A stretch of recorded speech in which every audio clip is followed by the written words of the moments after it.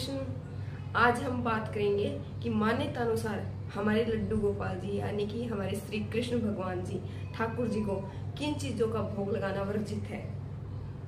ये तो आप लोग सब जानते हैं कि बचपन में हमारे कृष्ण कन्हैया माखन चुरा के खाते थे, तो हमारे कृष्ण कन्हैया को यानी कि हमारे ठाकुर जी को खाना अत्यंत प्रिय है। तो चलिए शुरू करते हैं कि हमारे ठाकुर जी को किन चीजों का भोग लगाना वर्जित है। सबसे पहले जो तामसिक भोजन में आते हैं, जैसे कि लहसुन और प्याज से बना हुआ जो भी भोजन होता है वो भोग में शामिल नहीं किया जाता। कई जगहों पर जैसे गाजर हो गई, मूली हो गई, समुद्री चीजें जिनका भोग हमारे लड्डू गोपाल जी के लिए वर्जित है, जैसे मशरूम हो गई, इनका भोग कभी भी लड्डू गोपाल जी को नहीं लगाना चाहिए।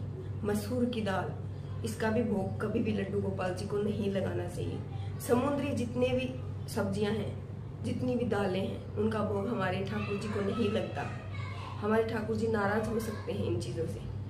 हमारे ठाकुर जी को जैसे दूध, दही, घी और इनसे बनी हुई जो मिठाई होती है, इनसे बना हुआ जो भोग होता है वो अत्यंत प्रिय है। ज्यादातर हमारे ठाकुर जी को हम खोए से बनी हुई चीजें, जैसे खोए से बनी हुई मिठाई बना के खिला सकते हैं घर पर, वो हमारे ठाकुर जी को अत्यंत प्रिय है।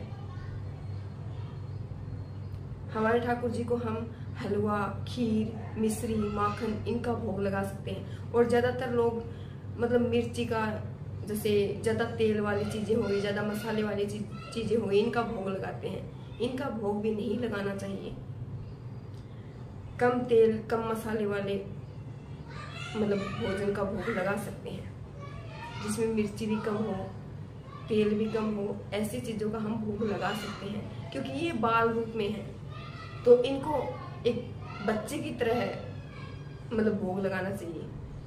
और फिर लड्डू गोपाल जी को मीठा अत्यंत ही प्रिय है, तो हो सके इतना इनको मीठे का भोग लगाएं। राधे राधे।